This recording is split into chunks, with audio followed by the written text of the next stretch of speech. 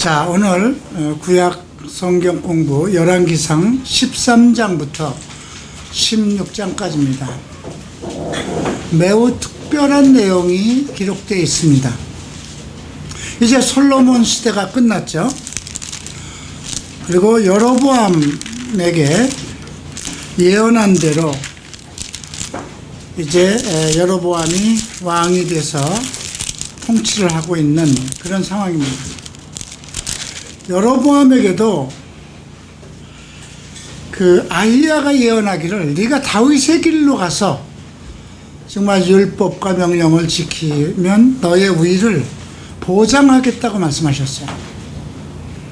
그런데 그가 북이스라엘 지역에 베델과 단에 금송아지를 세우고 이스라엘 사람들이 모두 남유다의 예루살렘 성전으로 예배를 가는 것을 막아버렸죠.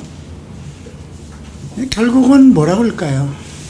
자기 통치권에 대한 위험. 그러니까 하나님을 온전히 믿었다면 하나님께서 아히야 선지자를 통해서 예언한 거잖아요.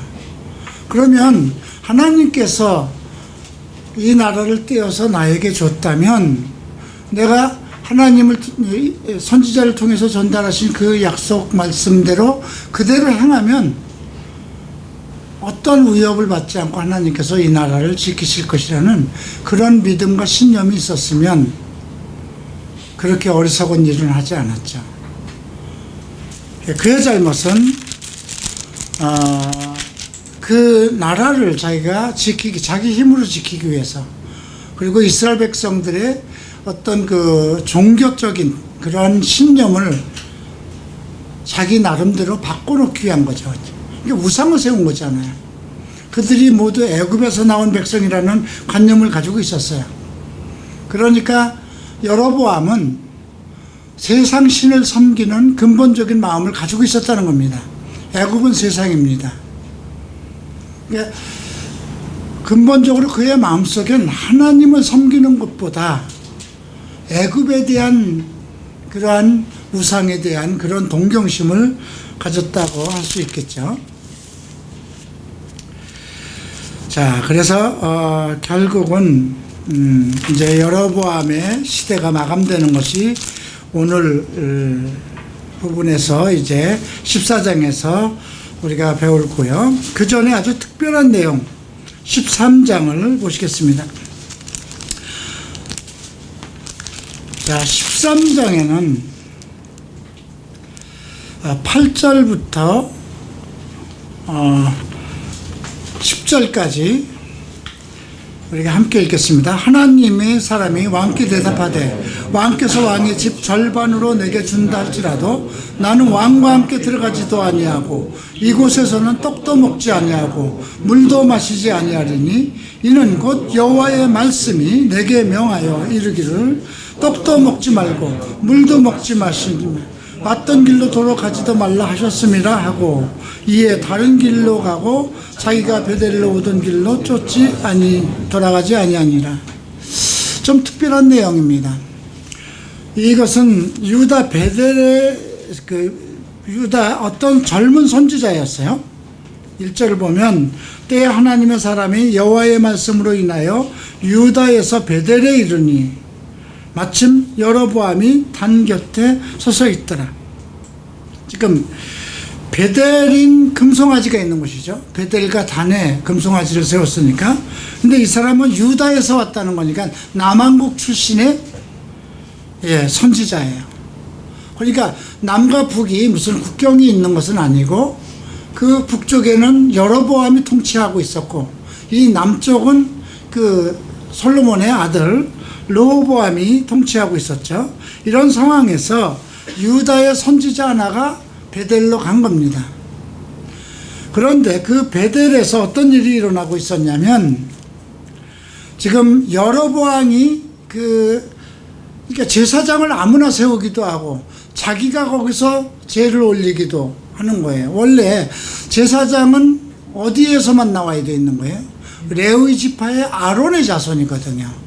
그런데 그 아론의 자손이나 레위 지파들이 전부 다 남유다에서 예루살렘 성전에서 봉사하잖아요. 그러니까 그곳에는 제사장이 없으니까 아무나 데려다가 제사장을 세우기도 하고, 그런데 이제 여로보암이 자기가 왕인데도 그 제단에서 제사를 드리는 것이었습니다.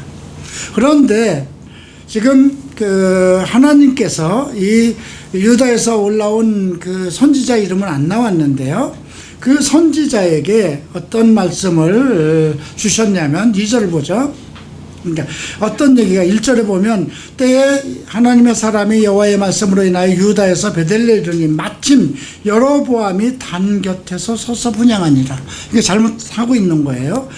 하나님의 사람이 단을 향하여 여호와의 말씀으로 외쳐가라되 단아 단아, 여호와께서 말씀하시기를 다윗의 집에 요시아라는 이름하는 아들을 낳으리니 저가 내 위에 분향하는 산당 제사장을 내 위에 제사할 것이요 또 그 사람의 뼈를 내 위에 사르리라 하셨느니라 하고, 그날에 저가 예조를 들어 가로되 이는 여호와의 말씀하신 예조라, 단이 갈라지며 그 위에 있는 재가 쏟아지리라 하매, 예조라는 것은 앞으로 진실로 일어날 일에 대한 미리 알리는 글이라는 거예요.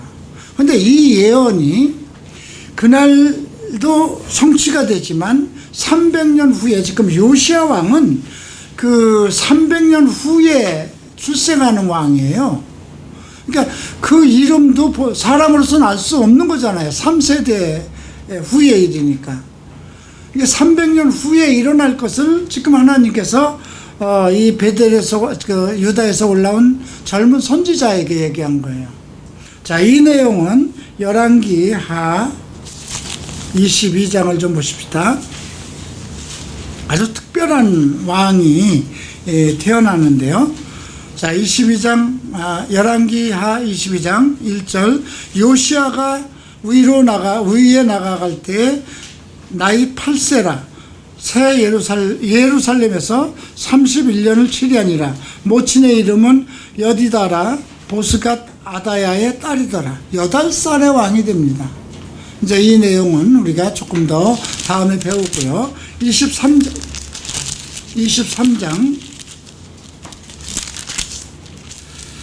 16절. 그러니까 지금 아까 열왕기상 13장에서 그 유다에서 올라온 선지자가 예언한 300년 후에 나타난 일이었고요. 지금 어떤 일이 일어났다냐면 23장 16절 보면, 요시아가 몸을 돌이켜 산에 있는 묘실을 보내어 그 묘실에서 해골을 취하여다가 단 위에 불살라 그 단을 더럽게 하니라. 이 일이 하나님의 사람이 전하였더니 그 전에 여호와의 말씀대로 되었더라. 자, 요시아가 이르되 내게 보이는 저것은 무슨 비석이냐. 성읍 사람들이 고하되 왕께서 베델의 단에 향하여 행하신 이 일을 전하러 유다에서 왔던 하나님의 사람의 묘실입니다. 300년 전에 왕께서 지금 이 일 할 것을 예언하러 왔던 그 선지자의 무덤이라는 거예요. 자, 가로되 그대로 두고 그 뼈를 옮기지 말라 하매, 무리가 그 뼈와 사마리아에서 온 선지자의 뼈, 이제 그 뒤에 나오는 내용이에요. 뼈는 그대로 두었더라. 전에 이스라엘의 열왕이 사마리아 각 성읍에서 지어서 여호와의 노를 격발할 산당을 요시아가 다 제하되 베델에서 행한 모든 일대로 행하고. 자, 우리가 여기서 알 수 있는 것은 예언은 이중성이 있다는 것입니다. 지금 얘기한 그 상황이 그대로도 나오지만 그것은 다음에 일어날 예표라는 거예요. 실질적으로는 이게 요시야 왕이 나타나서 그 일을 행하는 것을 지금 미리 얘기한 거잖아요. 그죠? 그러니까 우리가 구약에서 한 300여 개의 메시아에 대한 예언들이 나오죠. 그러니까 구약을 읽을 때는 항상 우리가 신약의 그림자라고 생각하면 돼요. 그 그림자를 보고 하나님을 찾아가는 거예요. 메시아를 찾아가는 거예요. 지금 오늘 이 3장에서 나타나는 것은 두 사람의 주인공이 나타납니다. 하나는 유다에서 올라온 젊은 선지자고요. 뒤에 나오는 사람은 그 베델 지역에 있는 늙은 선지자입니다. 우리가 앞에서 어떤 문제가 있었나요? 그 솔로몬의 아들이 그 실패한 이유가 어디에 있었나요? 젊은이의 말을 들었죠. 그죠? 예. 나이 많은 그 아버지의 그 사람들을 그 말을 듣지 않고, 그죠? 자기의 동료들의 말을 들어서 실패한 사건이 일어났어요. 그러니까 오늘 이것은 어떤 실패를 얘기하는 건 아닌데 경륜을 볼 수가 있어요. 그러니까 쉽게 얘기하면 요즘에 젊은 목사, 그 다음에 오랫동안 목회를 한 경륜이 있는 목사. 그런데 이 젊은 목사라고 해서 예언을 안 받는 건 아니에요. 이 유다에서 온 젊은 선지자가 300년 전에 일어날 것을 예언을 했어요. 그리고 그런데도 이 늙은 선지자, 베델에 있던 이 늙은 선지자의 그 계책에 그 말려들고 말아요. 그래서 오늘 그 내용을 이제 살펴보면서 그 나름대로 우리가 예언은 하나님한테 받아서 정말 나이가 어리나 나이가 많으나 예언은 하나님께서 받아서 전달하는 선지자를 할지라도 그의 인생이 모두 그 선지자라고 해서 모든 것이 다 잘 되는 것은 아니라는 것. 이제 그런 것을 우리가 13장에서 볼 수 있어요. 자, 3절 보죠. 그날에 저가 예조를 들어, 예조라는 건 앞으로 일어날 그 미래에 대한 징표라고 생각하면 돼요. 가로되 이는 여호와의 말씀하신 예조라. 단이 갈라지며 그 위에는 재가 쏟아지리라 하매 여로보암 왕이 하나님의 사람의 베델에 있는 단을 향하여 외쳐 말함을 들을 때, 그걸 들은 거예요. 단에서 손을 펴며 저를 잡아라 하더라. 그 단 위에서 죄를 들이다가 그 소리를 들었어요. 그러니까 저놈 잡아라 이렇게 얘기한 거예요. 저를 잡아라 하더니 그 선지자를 향해서 폈던 손이 그냥 말라버린 거야. 즉시로. 그래서 거두질 못하는 거예요. 말라버렸으니까, 생기를 잃어버리니까. 그래서 하나님의 사람의 여호와의 말씀으로 보인 예제대로 단이 갈라지며 재가 단에서 쏟아진지라. 그대로. 이건 근데 예조라는 말을 썼으니까 이거는 앞으로 이제 요시야 왕이 있을 때 일어날 그 일을 언급한 거죠. 왕이 하나님의 사람에게 말하여 가로되 청컨대 너는 나를 위하여 내 하나님 여호와께 은혜를 구하여 내 손으로 다시 성하게 기도하라. 하나님의 사람이 여호와께 은혜를 구하니 왕의 손이 다시 성하여 전과 같이 되었더라. 자, 어떻게 보면 지금 이 유다에서 올라온 젊은 선지자가 하나님의 말씀을 따라서 와서 그렇게 했을 때 이 왕이 상당히 하나님을 떠나서 우상에다 죄를 지내는 거니까 선지자의 보기에도 상당히 밉죠. 그죠? 그러니까 손이 굳어버렸어요. 그런데 그거를 고쳐줘야 말 것이냐. 우리 여러분 같으면 어떡하겠어요? 안 고쳐주죠. 그죠? 우리 생각 같아서는 그걸 왜 고쳐줬을까? 이렇게 생각을 했는데, 그러니까 그만큼 이 젊은 선지자는 무엇에다 관심을 뒀다는 거예요. 어떤 사람을 미워하지 않고, 그가 비록 잘못되어 있어도 하나님께서 사실 그 사람을 고치라고 한 건 아니에요. 그러나 자기의 말로 그래도 그 사람의 손을 치유해 줬어요. 그러니까 이 유다에서 올라온 이 선지자는 나름대로 하나님께서 그의 기도를 들으시고 있다는 것을 우리가 볼 수 있고요. 왕이 그에게 이르되 나와 함께 집에 가자. 몸을 쉬라. 내가 예물을 주리라 했더니 이제 대답하는 거예요. 나는 나라의 절반을 준다고 해도 왕과 함께 들어가지 않고 떡도 먹지 않고 물도 마시지 않겠다. 왜? 내가 떠날 때 여호와의 말씀이 내게 명하여 이르기를 떡도 먹지 말고 물도 마시지 말고 왔던 길로 도로 가지도 말라. 금식을 하고 온 거예요. 여기까지. 그죠? 이제 가는 길도 다른 길로 가야 되는 거예요. 자, 그래서 이제 오던 길로 다른 길로 가고 베델로 오던 길로 돌아가지 않았죠. 근데 베델에 한 늙은 선지자가 살고 있었어요.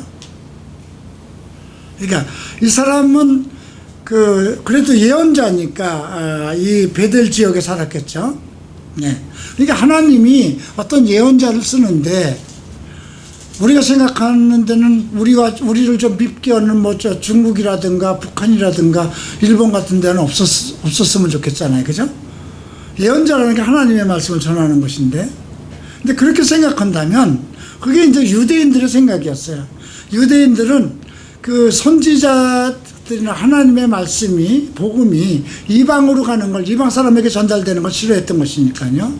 그게 이제 요나의 사상이잖아요. 요나가 선지자임에도 불구하고 너 그 니느웨에 가서 복음을 전하라고 그러는데, 아니 왜 거기에 복음을 전합니까? 이런 사상을 가지고 있었던 게 유대인들이에요. 그런데 지금 하나님께서는 그래도 베델에 선지자를 하나 두고 있었다는 거죠. 베델에 선지자가 있었지만 왕이 여로보암이 그 선지자의 말을 듣지 않았다는 것이에요. 그죠? 문제는. 그런데 지금 이 선지자가 살더니 그 아들들이 와서 그 광경을 다 그대로 봤던 거예요. 여로보암하고 있었던 것을. 그래서 이제 모든 일을 그 아버지에게 구하고, 또 그가 왕에게 구한 말씀도 저희가 다 듣고, 그러니까 유다에서 온 젊은 그 선지자가 한 말을 그대로 이제 다 전한 거죠. 그랬더니 그 아비가 저희에게 가서 그가 어느 길로 가더냐 그랬더니 아들들이 유다로부터 온 사람의 길을 가리켜 보였어요. 그랬더니 나귀를 안장하라고 그러고 나귀 안장을 지우니 저가 타고 갑니다. 하나님의 뒤를 쫓아가서 상수리 나무 아래 앉은 것을 보고 그대가 유다에서 온 하나님의 사람이냐 대답하되 그렇다. 자, 그러면 나와 함께 집으로 가서 떡을 먹자. 대답하되 나는 그대와 함께 돌아가지도 못하겠고 그대와 함께 들어가지도 못하겠으며 또 내가 이곳에서 그대와 함께 떡도 먹지 아니하고 물도 마시지 아니하라 하리라. 여호와의 말씀이 내게 이르시기를 내가 거기서 떡도 먹지 말고 물도 마시지 말며 또 내가 오던 길로 돌아가지 말라 하였습니다.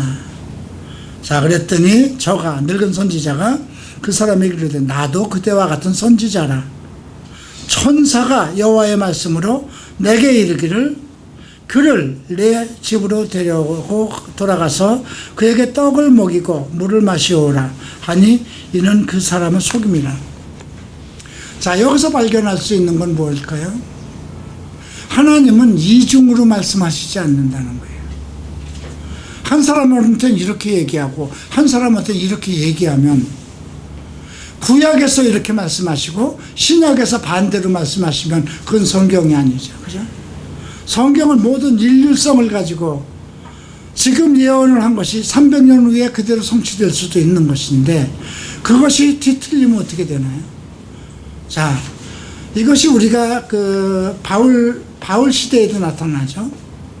하나님께서 바울을 부르시고 그를 소경이 되게 해서 이제 아나니아를 만나게 하죠. 근데 아나니아에게 미리 또 말씀하시죠.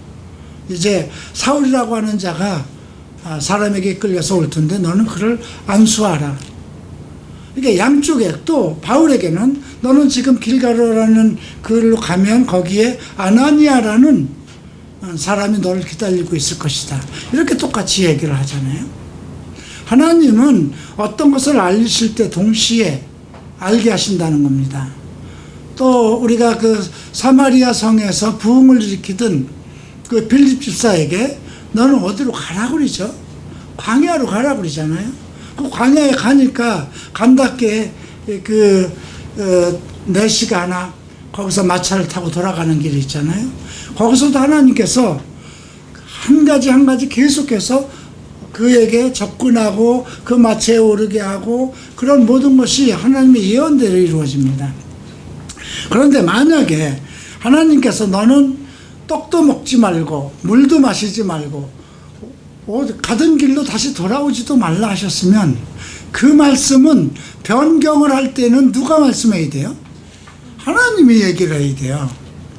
그죠? 하나님이 자기에게 알게 하셔야 되는 거예요. 그런데 선지자는 오늘 처음 늙은 선지자는 오늘 처음 만난 거잖아요.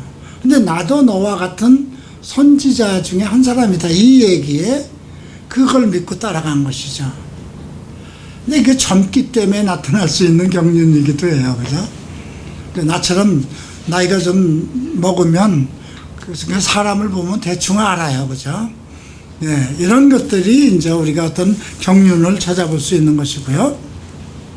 자, 그래서 이제 저희가 20절에 보면 저희가 상 앞에 앉았을 때 여호와의 말씀이 그 사람을 데려온 선지자에게 임하니 저가 유다에서 온 하나님의 사람을 향하여 외쳐가로되, 이제 베델에 있는 선지자에게 그 얘기를 하시는 거예요. 여호와의 말씀에 내가 여호와의 말씀을 어기면 네 하나님 여호와가 내게 명한 명령을 지키지 아니하고 돌아와서 여호와가 너더러 떡도 먹지 말고 물도 마시지 말라 한 곳에서 떡을 먹고 물을 마셨으니 내 시체가 내 열조의 묘실에 들어가지 못하리라 하셨느니라. 이건 늙은 선지자에게 하신 말씀이에요. 그리고 이제 저가 데려온 선지자가 떡을 먹고 물을 마신 후에 나귀의 안장을 지우고 보냅니다. 그래서 그 사람이 나가죠. 근데 사자가 길에서 기다리고 있었어요.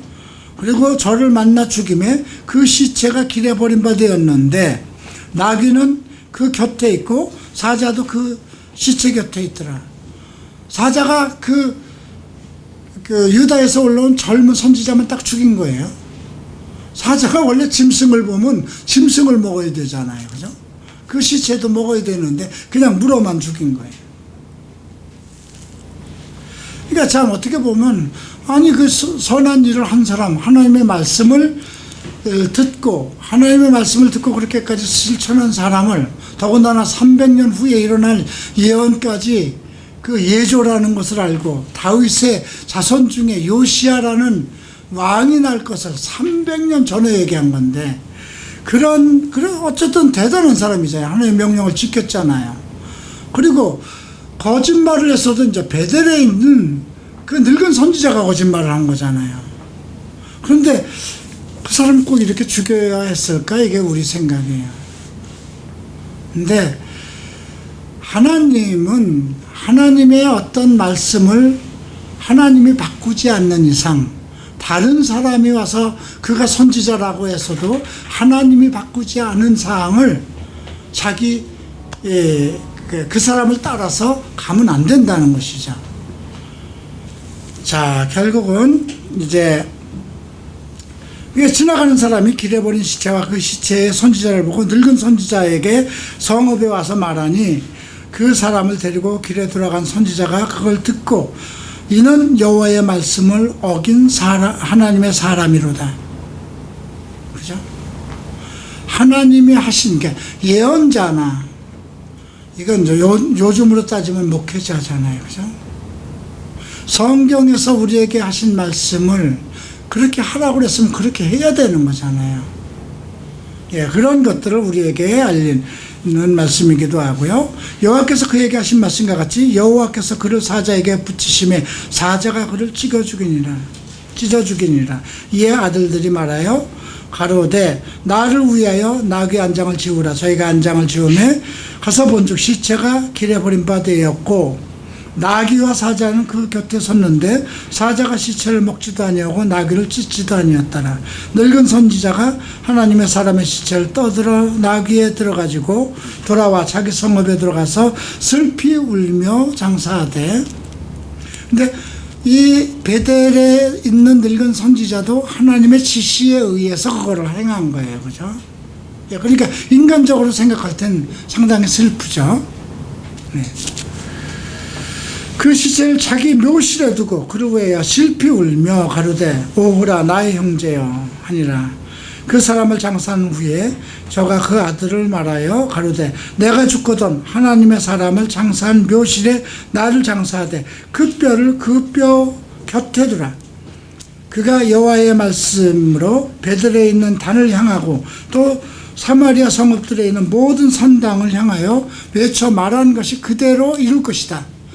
그러니까 젊은 선지자를 통해서 했던 이 일, 요시야 왕이 태어나서 그 행할 모든 일은 그대로 일어날 것이라는 거죠.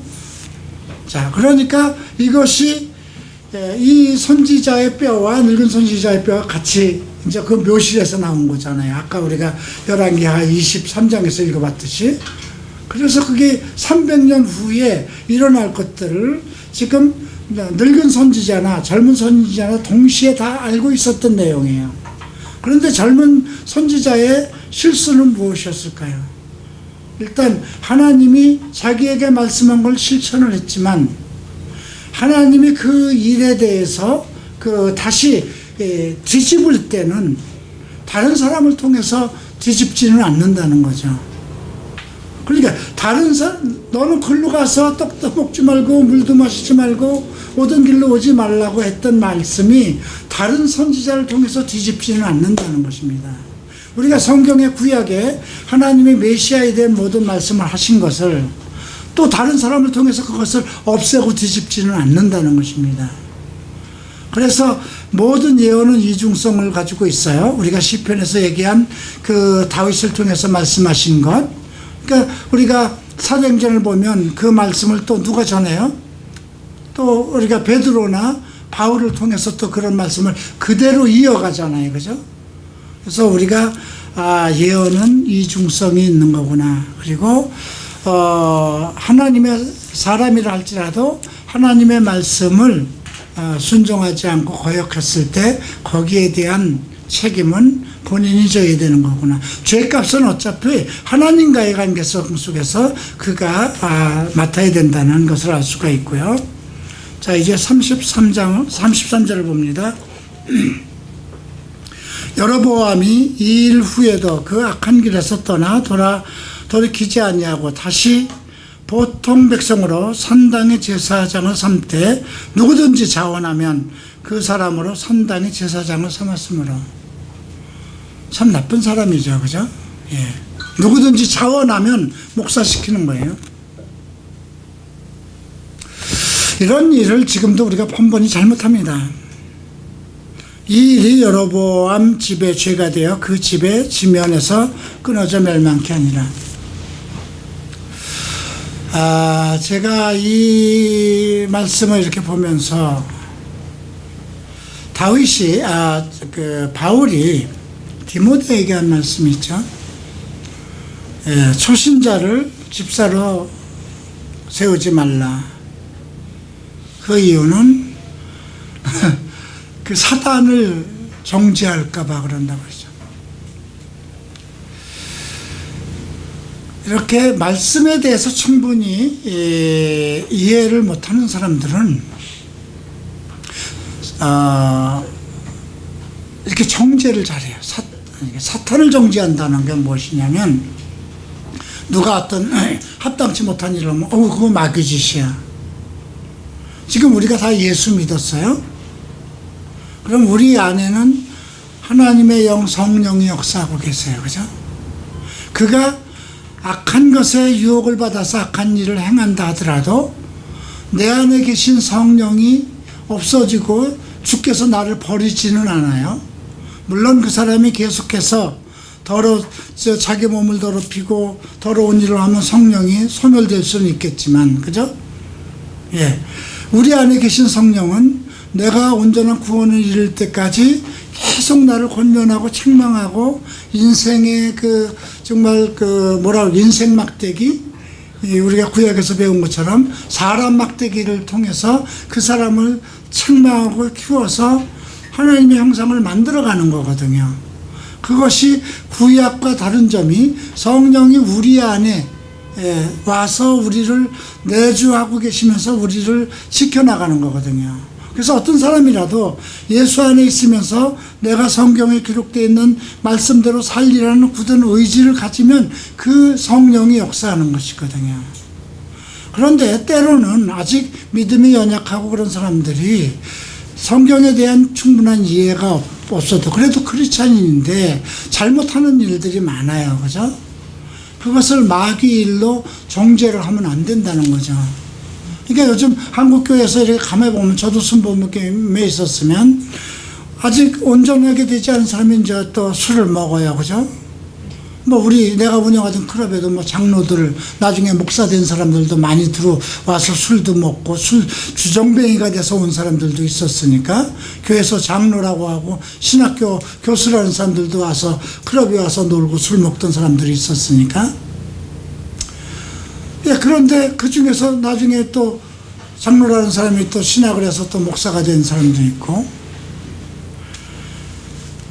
그런데 그 사람이 마귀가 들렸다고 하면 어떻게 할까요? 그러면 하나님의 예수를 믿어서 성령이 그 안에 와 계시는데, 그 안에 내주하는데 귀신하고 예수님의 신 성령하고 동거하는 거잖아요. 그거는 있을 수가 없는 거예요. 하나님의 신은 창조자의 신이고 마귀는 피조물이잖아요. 예수님이 이 땅에 온 것은 마귀의 일을 멸하고자 해서 오신 거죠. 내가 예수를 믿을 때 내 안에 있는 악한 나를 지배하던 그 주인이 바뀐 거예요. 그래서 그 예수님 누가복음에서 얘기를 한 거죠.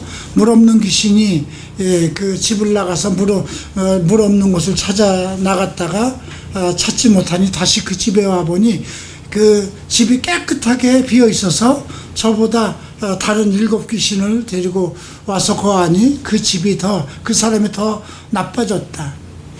주인이 안 바뀌기 때문에 그러거든요. 그러니까 여러분들이 예수 그리스도에 대한 주인의 확신, 나는 그리스도의 몸이야, 예수님은 나와 함께 계셨는 그 주 안에서 내가 주 안에 있다는 그 확신을 항상 잊어버리면 안 돼요.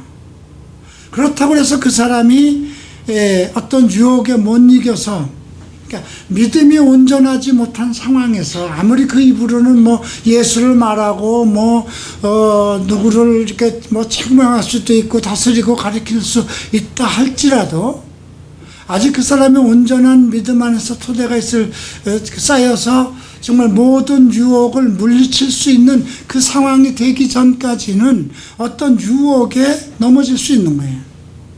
예수님이 40일간 광야에서 시험을 받은 것은 인간이 가지고 있는 모든 유혹에서 이길 수 있는 그 능력을 가졌는데, 그것이 무엇으로 해서 일어난 거예요? 성령의 충만함을 받아서 그걸 이길 수 있었던 거예요. 그러니까 지금도 똑같아요. 예수님이 우리 안에서 내주하고 계시지만 우리가 하나님의 말씀 안에서 성령이 충만하지 못하면 그런 상황에도 계속해서 마귀는 우리를 유혹해요. 그래서 어떤 술도 먹게 되고 거기서 더 발전돼서 음행에 빠지게도 되고, 그러면 그 사람이 귀신이 들린 거냐? 그건 아니라는 거예요. 그래서 그 사람이 다시 그런 일로 해서 하나님의 책망을 받고 다시 회개하고 돌아오는 그런 믿음의 역사를 이제 쌓아나가는 거죠. 그런데 지금 여로보암을 보면 지금 선지자의 일을 다 보았잖아요. 그죠? 앞에서 선지자가 얘기한 것도 일어나고 이것은 앞으로 예조다, 앞으로 일어날 일이다. 그리고 늙은 선지자가 한 일, 이런 모든 일을 자기가 다스리는 그 통치 구역에서 있었던 내용을 그대로 다 본 거예요. 자기가 손이 말라서 그 제단에다가 재를 올리다가 그걸 책망했을 때 손이 굳어버렸고, 또 그 젊은 선지자가 치유했을 때 난 그런 은혜까지도 입었음에도 불구하고 마음을 돌이키지 않았다는 거예요. 지금 33절, 34절에 보면. 그죠? 악한 일을 떠나 돌이키지 아니하고 보통 백성으로 산당의 제사장을 삼되 누구든지 자원하며 그 사람으로 산당의 제사장을 삼았으므로 이 일이 여로보암 집에 죄가 되어 그 집이 지면에서 끊어져 멸망케 되니라. 이 사건으로. 자, 우리가 여기서 배울 건 무엇일까요? 내가 하나님의 말씀에 의해서 서로 목사가 되었지라도, 전도사가 되고 어떤 위치에 있다 할지라도 뭔가 자기를 책망한 거잖아요. 하나님이 어떤 상황에서 어떤 목사를 통해서 자기를 책망을 했다면은 자기가 잘못한 것을, 모든 것을 깨닫고 바른 길로 가야 되는 거죠. 그런데 그거는 제멋지고 자기의 길로 계속 간다면 어떻게 될까요? 똑같은 현상이에요. 그래서 우리가 이런 것들을 통해서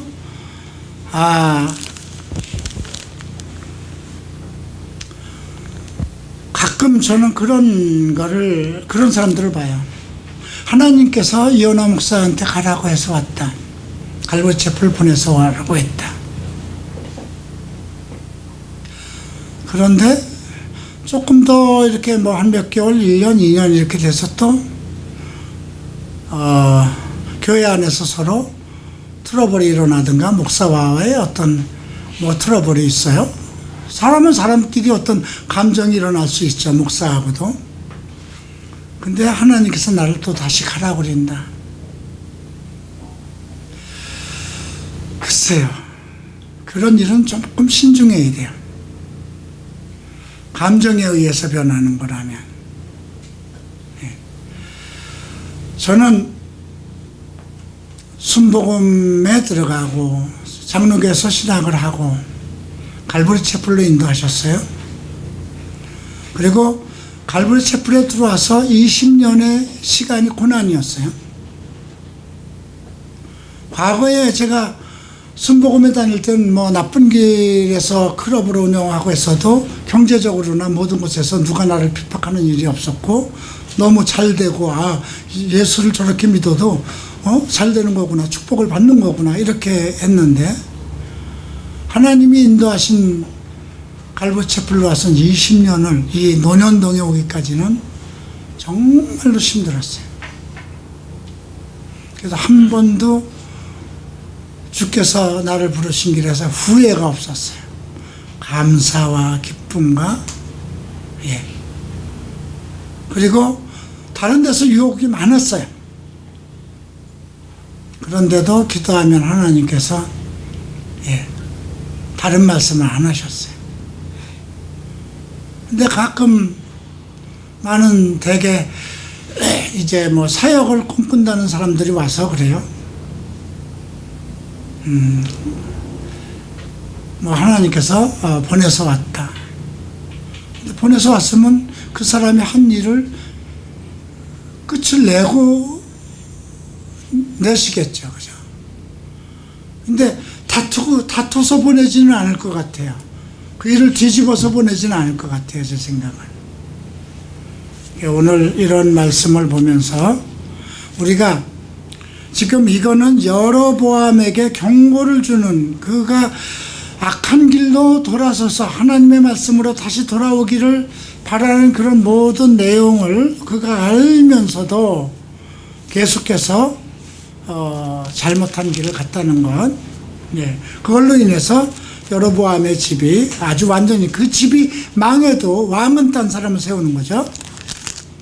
자, 이제 어떤 잘못을 하는가 14장에서 봅니다. 여로보암의 아들 아비야가 병든지라, 그 아내에게 보냅니다. 나를 처음으로 선지자로 내가 이제 북이스라엘의 왕이 된다는 것을 예언한 이제 선지자를 가는데 변장을 하고 가라고 그럽니다. 그는 내가 이 백성의 왕이 될 것을 내게 고한 사람이다. 그래서 떡 열과 과자 꿀 한 병을 가지고 이제 우리 아들이 어떻게 될 건지, 병이 날 건지 그걸 좀 가서 물어오라고 그러죠.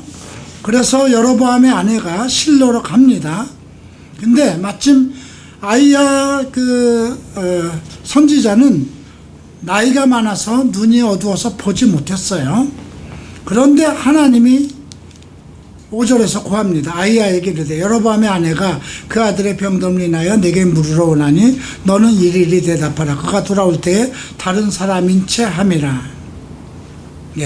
저가 문으로 들어올 때 아이야가 그 발소리를 듣고 말하되 여로보암에 저여 들어오라. 내가 어찌하여 다른 사람인 채 하느냐. 내가 명령을 받아 흉한 일을 내게 고하리니. 나이가 먹어서 앞을 못 보면 사람은 속일 수가 있어요. 그죠? 아니, 사람한테 속을 수가 있죠. 앞을 모르니까. 근데 지금 이 앞에서는 젊은 선지자잖아요. 근데 눈을 뜨고 있으면서도 늙은 선지자한테 당하고 있어요. 근데 이 상황을 잘 생각해 봐야 돼요. 그러니까 하나님의 말씀에 투철하지 못하고 그런 경륜을 쌓지 못했을 때에는 젊은 선지자도 당할 수 있다는 것을 알 수 있고요. 또 나이가 많아서 눈이 어두운 상황에서 어떤 그 상황을 보지 못하는 데서 어떤 사람이 나를 속이려고 그러면 속을 수밖에 없다는 거예요. 그러나 하나님은 이걸 지금 미리 알게 해서 그 일이 바로 잡죠. 자, 7절 가서 여로보암에게 구하라. 이스라엘 하나님 여호와의 말씀이 내가 너를 백성 중에서 들어 내 백성의 이스라엘의 주권자게 되게 하고 나라를 다윗의 집에서 찢어 내게 주었거늘 너는 내 종 다윗의 나의 명령을 지켜 전심으로 나를 쫓으며 나를 보기에 정직한 일만 행하였음과 같지 아니하고 너의 이전 사람보다 더 악을 행하고 가서 너를 위하여 다른 신을 만들며 우상을 부어 만들어 나의 노를 격발하고 나를 내 등 뒤에 버렸더라. 나를 내 등 뒤에 버렸도다. 그러므로 내가 여호와의 여로보암의 집에 재앙을 내려 여로보암에게 속한 산에는 이스라엘 가운데 매인자나 노인자나 다 끊어버리되 걸음을 쓸어버림과 같이 여로보암의 집을 맑게 쓸 것이니라. 아주 그 집안의 남자들의 씨를 종족을 없애겠다는 거예요. 여로보암에게 속한 자가 성에서 죽은즉 개가 먹고 들에서 죽은즉 공중의 새가 먹으리니 이는 여호와가 말하였음이라 하셨나니 너는 일어나 내 집으로 가라. 내 발이 성에 들어갈 때에 그 아이가 죽을 것이다. 이렇게 예언을 합니다. 자, 온 이스라엘이 저를 위하여 슬퍼하며 장사하려니와 이 말은 뭘까요? 온 이스라엘이 저를 위하여 슬퍼했다는 건 뭘까요?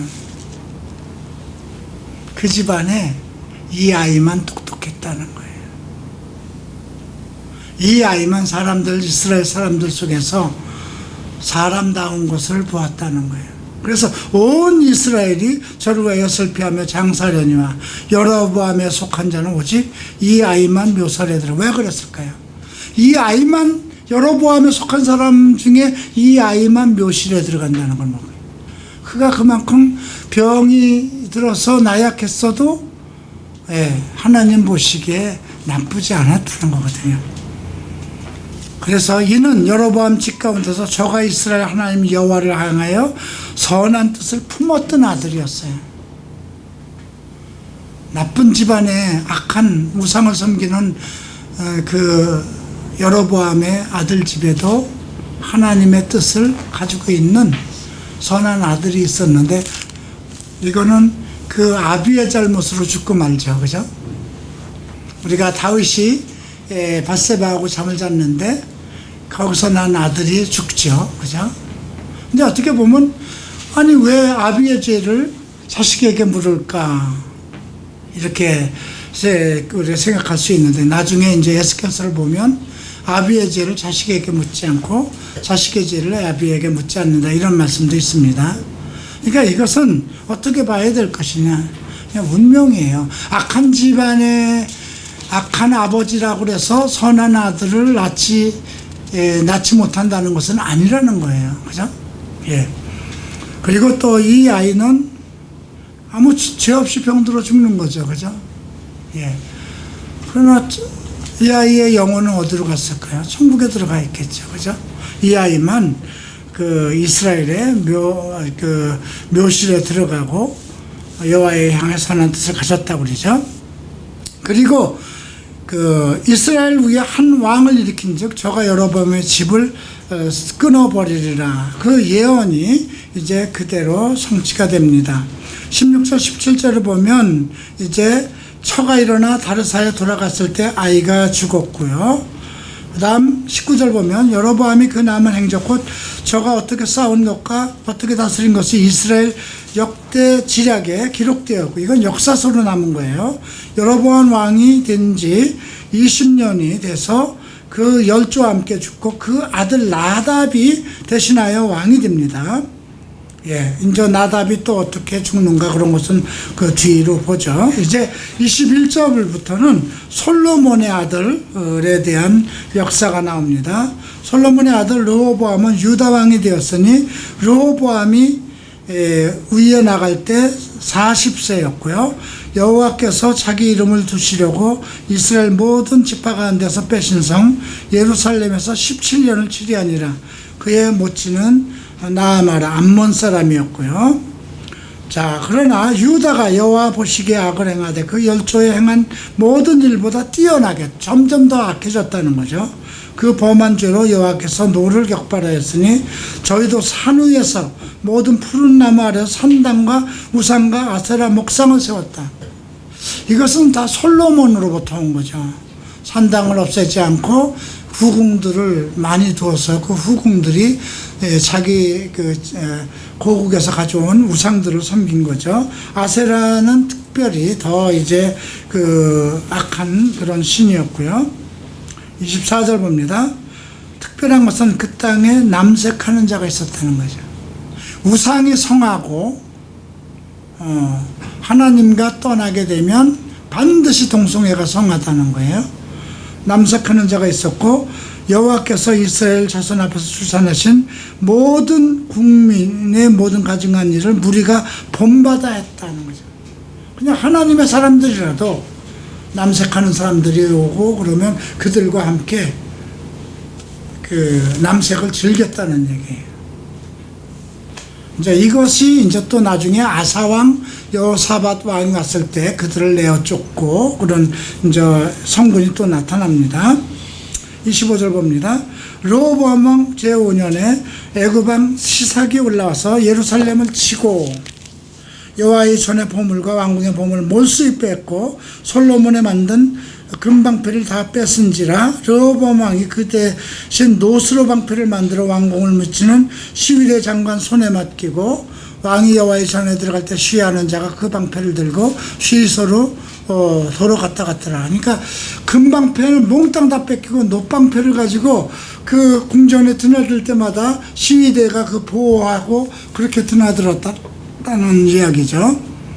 자, 르호보암이 여로보암 사이에 항상 전쟁이 있다. 남북 간에 전쟁이 계속 있었던 겁니다. 자, 르호보암이 그 열조와 자니 그 열조와 함께 다윗성에서 장사되니라. 그래도 다윗성으로 들어갔네요. 자, 이렇게 해서 이제 다윗의 손주이고 솔로몬의 아들의 시대도 끝나죠. 그리고 그 아들 아비암이 대신하여 왕이 됩니다. 자, 15장 보시겠습니다. 느밧의 아들 여로보암 왕 제18년에 아비암이 유다 왕이 되고 예루살렘에서 3년 치리하고 그 모친의 이름은 마아가 아비샬롬의 딸이더라. 이스라엘이 그 목의 중심으로 이렇게 가게가 이어가는 것이 참 특별하죠. 그래서 우리가 마리아 이렇게 우리 쭉 보면 그 여인들 누가 낳고 이렇게 누구를 통해서 이렇게 난 그런 기록들이 있죠. 자, 아비암이 그 부친이 행한 모든 죄를 행하고 그 마음이 그 조상 다윗의 마음과 같지 아니하니 그 하나님 여호와 앞에 온전치 못하였으나 그 하나님 여호와께서 다윗을 위하여 예루살렘에서 저에게 등불을 주시되 그 아들의 세워 후사가 되게 하사 예루살렘을 견고케 하셨으니 자, 이는 다윗이 햇사람 우리아의 일 외에는 평생에 여호와 보시기에 정직히 행하고 자기에게 명한 모든 일을 어기지 아니하였더라. 지금 다윗의 잘못을 말하면 우리아 얘기만 얘기하는 거예요. 그죠? 우리아는 밧세바의 그 남편이었죠. 그 외에는 정직하게 여호와 보시기에 정직하게 했다는 것입니다. 그러나 르호보암과 여로보암 사이에 사는 날 동안 전쟁이 계속 있었고요. 아비암과 여로보암 사이에도 전쟁이 계속되었습니다. 그리고 아비암이 죽고 나서 다윗상에 장사되고 아사가 됩니다. 그 유명한 이스라엘의 그 유다 왕국의 아사 왕이 출현하는 거죠. 그러니까 뭐라고 그럴까요? 악한 왕이라고 그래서 그 자손이 다 악해지고 그런 건 아닌 것을 볼 수가 있어요. 자, 9절 봅니다. 이스라엘 왕 여로보암 제20년에 아사가 유다 왕이 되어 41년을 치리하고요. 그는 마아가 아비살롬의 딸이었고요. 아사가 그 조상 다윗같이 여호와 보시기에 정직하게 행하여 제일 먼저 한 것이 남색하는 자를 그 땅에서 쫓아내었다는 것입니다. 근데 그 아들도 똑같이 남색하는 자를 그 땅에서 내어쫓습니다. 여호사밧이었죠. 그 열조에 지은 모든 우상을 없애고, 그러니까 첫 번째 이 아사왕이 어떤 개혁을 하냐면 종교적인 개혁을 하는데, 제일 먼저 남색하는 자를 쫓아내는 거고요. 두 번째는 그 열조들이 지은, 조상들이 지은 우상을 쫓아내고, 그 어머니가 우상을, 아세라를 너무 섬기기 때문에 폐후를 시켜요. 태후에 위를 폐하고 우상을 찍어서 기드론 시냇가에 불살랐던 자기 어머니의 그 묘실이라도 전부 다 그 우상을 찍어버리고요. 오직 산당은 없어지지 아니하니라. 그러나 아사의 마음이 일평생 여호와 앞에 온전하였다. 산당은 없애지 않았다는 게 계속 나와요. 그죠? 예. 저가 그 부친에 구별한 것과, 근데 어떻게 보면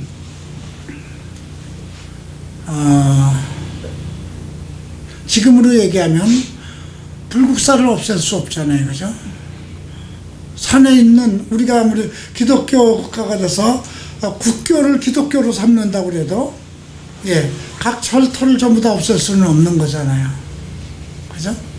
그러니까 그런 것은 저 종교성으로 내가 하나님만 바로 믿으면 되지, 그 뭐 산당이야 뭐 어쩌랴, 하나의 종교적인 가치로만 그렇게 생각할 수 있죠.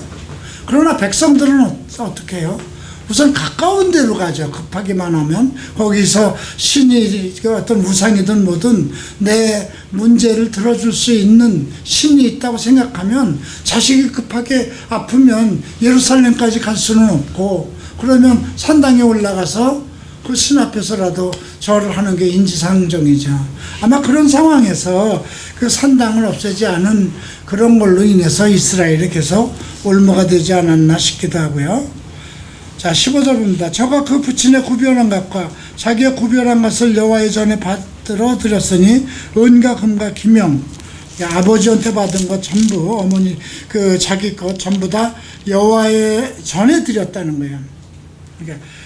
그러니까 남색하는 자 쫓아내고 우상을 전부 다 그 폐하고, 그다음 자기 어머니가 섬기던 그런 거라도 그 모두 폐위를 시켜버리고, 그다음 모든 재물 들어온 거는 여호와의 전에다 바쳤다는 거죠. 아사와 이스라엘 왕 바사 사이에 일생 전쟁이 있었으니, 그런데도 전쟁은 멈추지 않았습니다. 17절 보겠습니다. 이스라엘 왕 바사가 유다를 치러 올라와서 라마에 건축하고 사람을 유다 왕 아사에게 왕래치 못하게 하려 한지라. 이 그 라마를 짓는다는 것은 높은 그 요새, 뭐라고 그럴까요? 하나의 그 교두보, 다 쳐들어오지 못하도록 아주 높은 망대를 이스라엘 백성들이 출입할 수 없도록 라마를 세운 거예요. 그 큰 성을 이렇게 성막을 쳐서 이스라엘 백성들이나 유다 사람들이 왕래하지 못하도록 한 거죠. 그런데 이제 아사가 여기서 잘못합니다. 18절 보죠. 여호와의 전곡관과 왕궁 곡관에 남은 은금을 몰수히 가지고 그 신복에 붙여서 다메섹에 거한 아람왕 헤시온의 손자 다브림몬의 아들 베나닷, 이제 이 베나닷이 앞으로 큰 그 이스라엘의 큰 올무가 되는 그런 이제 그 아람왕인데요. 그가 원래는 이스라엘 바사와 이렇게 그 공략을 했던 거예요. 남유다를 막기 위해서. 근데 이제 그 아사가 궁중에 있는 많은 금폐물을 가져가서 너 그쪽과 조약한 거 깨고 우리와 맺자, 이렇게 하는 거예요. 자, 19절 보죠. 나와 당신 사이에 약조가 있고 내 부친 당신의 부친 사이에도 있었느니라. 내가 당신에게 은금 예물을 보냈으니 와서 이스라엘 왕 바사와의 세운 약조를 깨뜨려 저로 나를 떠나게 하라 하며, 베나닷이 아사의 말을 듣고 그 군대 장관들을 보내어 이스라엘 성들을 치되 이온과 단과 아벨мет마 아가와 긴네렛 온 땅과 납달리 온 땅을 쳤더니 바사가 듣고 라마 건축하는 일을 거치고 타소사에 거하니라. 결국 고륙상쟁이잖아요. 그죠? 어쨌든 북이스라엘이나 남유다나 그 아브라함의 자손이잖아요. 12부족이잖아요. 근데 계속 전쟁이 일어나는데 이제 외세를 끌어들이는 것이 나타나는 거예요. 우리나라 지금 남북한이 대립돼 있는데 중국이 들어오고 미국이 들어오고 똑같은 그런 현상이 되고 마는 거죠. 22절 봅니다. 이에 아사 왕이 온 유다의 영을 내려 한 사람도 모면하지 못하게 하고 바하사가 라마를 건축하던 돌과 제목을 가져오게 하고 그것을 베냐민과 게바 미스바를 건축하죠. 여기서 이제 미스바라는 것이 또 탄생을 합니다. 그러니까 똑같은 거예요. 그쪽 사람들이 이쪽으로 들어오지 못하도록 이제 또 성들을 이렇게 쌓는 거죠. 아사의 남은 사적과 모든 권세와 무릇 그 행한 일과 성읍을 건축한 것이 유다왕 역대지략에 기록되지 않았느냐. 그러나 저가 늙을 때에 발의 병이 있었더라. 발의 병이 나서 죽어버려요.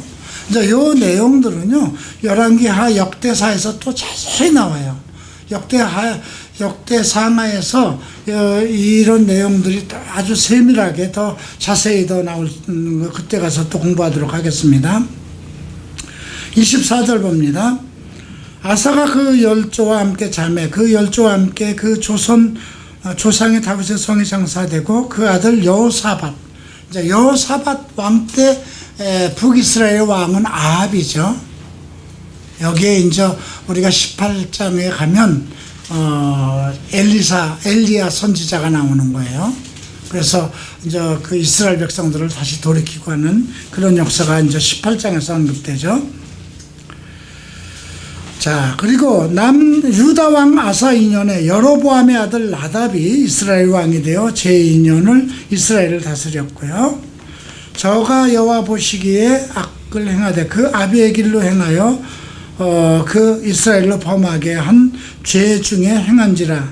이사갈 족속의 아이야의 아들 바하사가 저를 모반하여 블루셋 사람에게 속한 기프돈에서 저를 죽이고 이는 나답과 온 이스라엘 기프돈을 에워싸고 있었습니다. 자, 이렇게 해서 또 결국 그 여로보암의 아들 나답의 시대는 또 끝나버립니다. 그러니까 아까 그 아이야 선지자로 예언한 그대로 성취된 거죠. 너희 집안 자손들은 씨도 안 낳고 다 망할 것이라는 건. 자, 그리고 이제 18절 봅니다. 유다 왕 아사 3년에 바하사가 나답을 죽이고 대신 왕이 되고 왕이 될 때 여로보암의 온 집을 쳐서 생명 있는 자 하나도 남기지 아니하고 다 멸하였는데 여호와께서 그 종 실로 사람 아이야로 하신 말씀과 같이 되었으니 몽땅 다 죽여버린 거예요. 이는 여로보암이 범죄하고 또 이스라엘로 범죄한 죄로 이메나민이 또 저가 이스라엘 하나님 여호와의 노를 격동시키는 일을 인함이라. 나답의 남은 사적과 무릇 행한 일이 이스라엘 왕 역대지략에 기록되지 않았느냐. 나쁜 왕들의 모든 내용도 그 역사서에 남아있다는 거죠. 아사와 이스라엘 왕 바하사 사이에 일셈 전쟁을 멈추지 않습니다. 남북한에. 유다 왕 아사 3년에 아이야의 아들 바하사가 디르사에서 온 이스라엘 왕이 되어 24년을 치리하니라. 바하사가 여호와 보시기에 악을 행하되 여로보암의 길로 행하며 그가 이스라엘로 범하게 한 그 죄 중에 행하였더라. 이렇게 계속 그 여로보암의 죄를 계속 뿌리를 이어왔다는 거예요.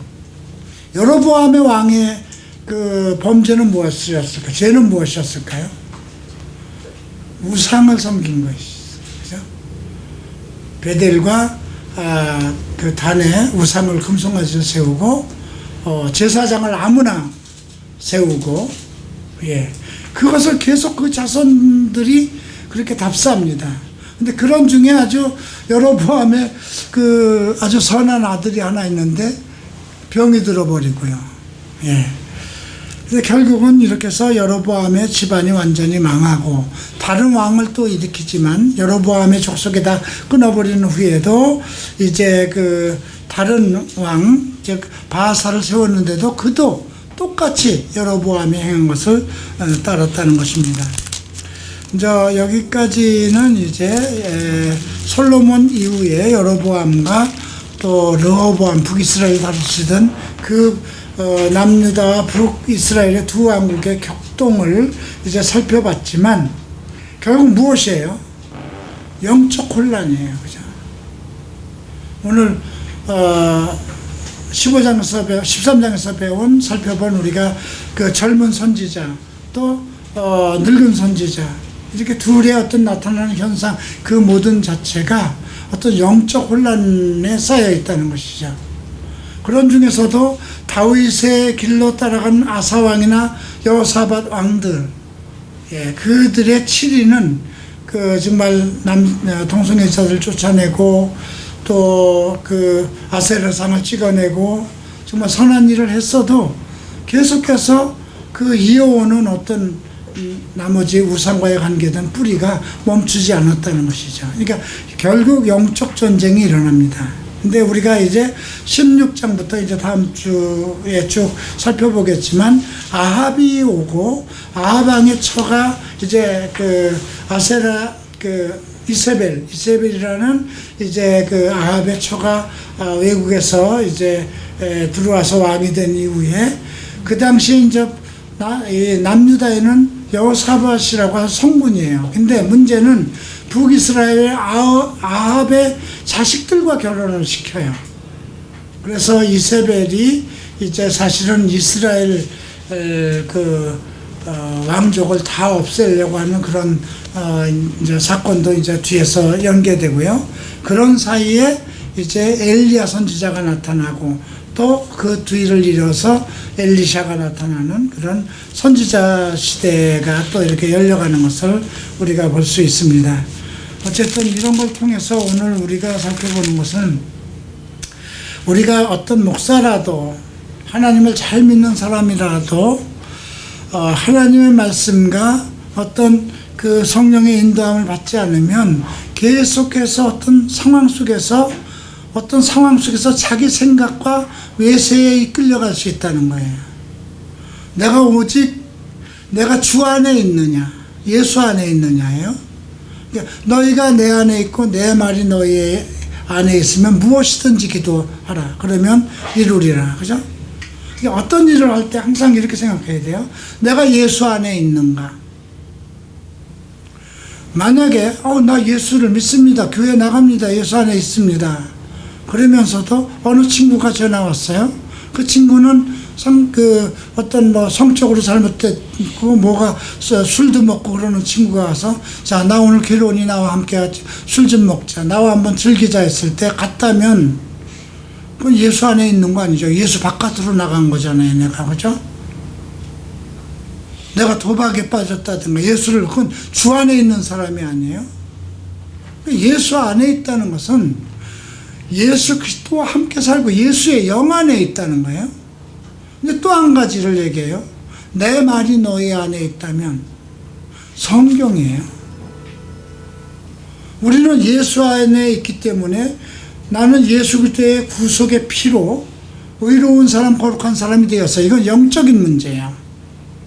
그러나 그의 말씀이 내 안에 있다는 것은 나의 모든 주관할 수 있는 이 정신적인 모든 영역과 능력이 그 말씀 안에서 나온다는 거예요. 판단력이. 그게 지혜거든요. 예. 그러면 무엇이든지 구하라. 그러면 이루리라. 항상 어떤 일을 할 때 내가 주 안에 있는가? 예수의 피가 나를 구속하고 있는가? 나는 예수의 사람인가? 이걸 먼저 생각해야 되고요. 그 다음에 어떤 유혹을 받을 때는 말씀을 생각해야 돼요.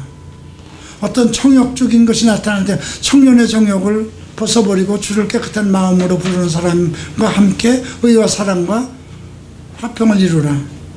그러면 나를 어떤 유혹하는 음행의 사건 그런 것이 있을 때 이건 지금 해야 되는 게 아니구나. 그럼 빨리 내가 목사님을 만나야지. 주를 깨끗한 이름으로 부르는 사람들과 함께 하라고 그랬으니까. 또 청년의 정욕을 무엇으로 이길까요? 오직 말씀을 따라 삼을 것이다. 자꾸 내가 유혹을 받고 혼란을 받아요? 그럼 어떻게 할까? 말씀 속으로 들어가야 될 것이다. 어쨌든지 간에 나를 지킬 수 있는 말씀이 내 안에서 내재되어 있어야 된다는 거죠. 그렇지 않으면 계속해서 다른 사람과 다른 사람 말과 내 생활에 일어나는 어떤 그러한 상황에 따라서 이끌려 나가는 거예요. 그것이 전부 다 나를 망가뜨리는 우상이라는 겁니다. 하나님보다 더 좋아하는 것이 그게 우상이에요. 그래서 오늘 이런 말씀을 통해서 오늘도 똑같은 현상이 우리 삶 속에서 일어날 수 있는 것이구나. 성경의 말씀은 변함이 없고 오늘 있었던 일이 항상 예언은 몇백 년 후에도 하나님께서 계획한 대로 그대로 나타나는 것이구나.